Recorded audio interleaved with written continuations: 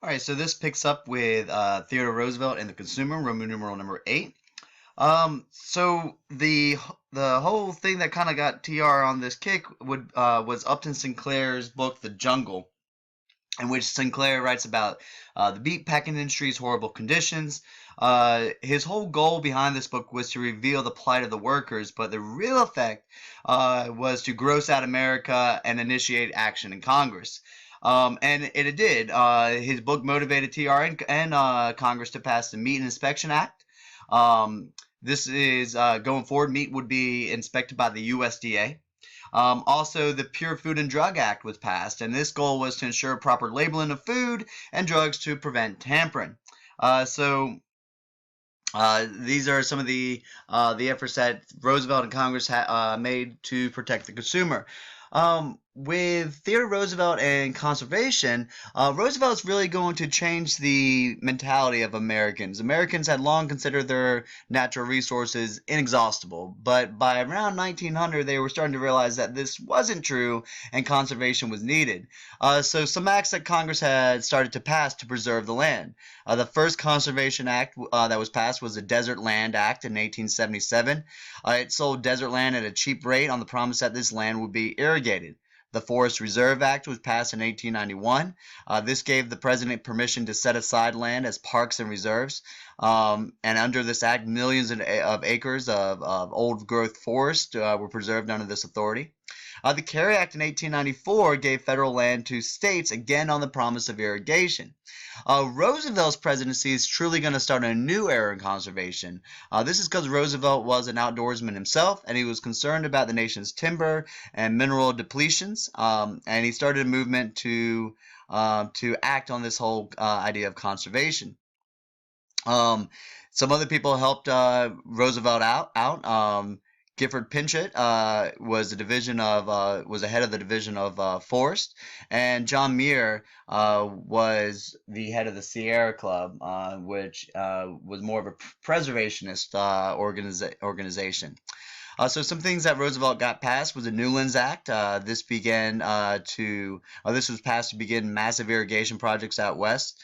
The Roosevelt Dam and other dams out west were created in order to create reservoirs of water and to bring life to seemingly or before arid land, dry land.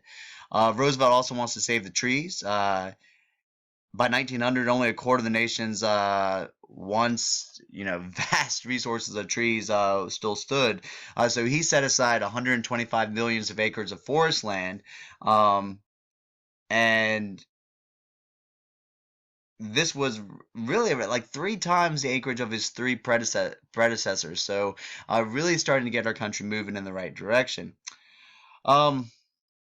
Roosevelt did have some clashes with the preservationists. The Hetchy Hetch Valley in Yosemite was an event that kind of exposed the differences of opinion between preservationists and conservationists. Hetchy Hetch was a gorge that John Muir and the Sierra Club wanted to save. However, San Francisco wanted to dam it up for the city's water supply. In this case, TR sided with the city. And this kind of shows that division, that the question that is asked, should land be simply set aside and untouched forever? This would be the preservationist and John Muir, or should the land be used wisely for man's benefit? This would be the conservationist and Roosevelt's side. And so, once again, showing that TR's moving our country in a different direction for the conservation efforts. In 1908, Roosevelt's pretty popular. However, he's going to stay true to Washington's 2-term limit or precedent. Even though he didn't win in 1900, he still served out the majority of McKinley's term, so he considered that his first full term. However, he's going to use his popularity to endorse William Howard Taft. Based on TR's popularity, Taft won the election pretty easily, and became president. So Taft, at first, he seemed just fine. He was pretty likable. He's capable. He had solid background experience. But soon, some problems began to bog him down. noticeably, or most notably, these issues were going to split the Republican Party. The tariff and conservation are going to be the two issues here that will split Taft and the Republican Party. On the tariff, old school Republicans were high tariff. They were the party of business. However, new and progressive Republicans were low tariff. Taft had promised to lower the tariff. However, the bill that came out of Congress actually is called the Payne-Aldrich bill. Is actually raises the tariff, and Taft signs it. This breaks his campaign promise. It angers a lot of the progressive wing of the Republican Party, and Taft actually made matters worse by naming it the best bill that the Republican Party ever passed. This is going to help split the Republican Party leading into the 1912 election. The second issue is conservation. Once again, old school Republicans favored using or developing lands for business, and the more progressive wings favored conservation. Taft's issue here dealing with conservation is known as the Ballinger-Pinchot Corps. This is 1910. The Secretary of the Interior, Richard Ballinger, said that these public lands in Wyoming and Alaska and Montana should be opened up for development. The Chief of the Forestry, Gifford Pinchot, was critical of this decision, and apparently siding with Ballinger. Taft is going to fire Pinchot. This was an extremely unpopular move. And it's really on these two issues that the Republican Party became split. And you'll start to see here leading into the 1912 presidential election, you have a couple people starting to emerge as alternate candidates to Taft. At first, you had Robert Lafayette. He seemed to be the leader of the progressive wing of the Republican Party. However, Lafayette's going to eventually be brushed aside for Theodore Roosevelt. Roosevelt's going to come back in. He's so upset about Taft's policies that he's going to throw his hat in the ring, and he's going to change his opinion a little bit. He says, I said I didn't want 3 consecutive terms. So Roosevelt's back in. The Taft-Roosevelt showdown is going to come in June of 1912 at the Republican Convention. Both men are vying for the Republican nomination. Taft is going to win the nomination for the Republicans. However, TR is going to simply run as a third-party candidate. And his party, which is essentially the Progressive Party, is going to be known as the Bull Moose Party. All right, so the Bull Moose Party, this is the program that that this whole progressive wing or this progressive party was centered around, was Roosevelt's New Nationalism plan.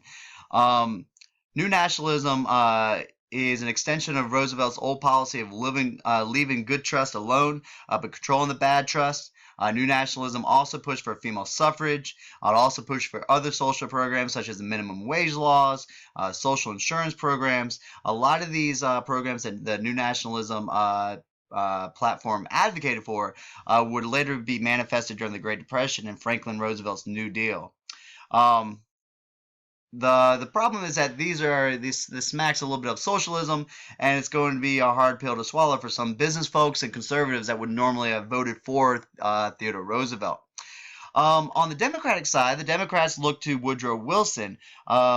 Wilson, he was president of Princeton. He became governor of New Jersey. He wasn't the automatic nomination for the Democrats. He took 46. He became the nominee on the 46th ballot. His program is going to be, or his platform is going to be labeled New Freedom. The New Freedom platform was made up of liberal and progressive policies. It supported small businesses.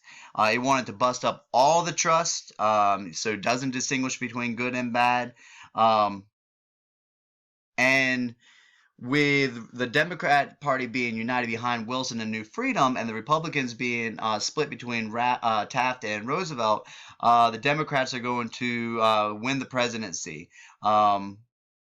And he wins it pretty handily. He got 435 votes to electoral votes to 88 from Roosevelt, and Taft only had 8.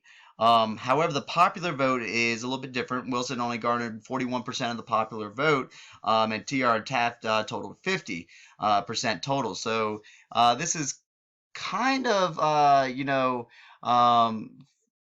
foreshadowing that Wilson might have some problems convincing the American people of his program and of his ideas. So a couple of things that Wilson does. The first thing that he's going to do is tackle the tariff.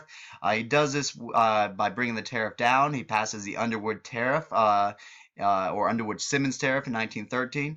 It reduced tariff rates. And it also started a graduated income tax. The 16th Amendment had recently been passed, and this is going to constitutionalize the income tax. And Underwood-Simmons tariff laws is going to simply lay out the rules.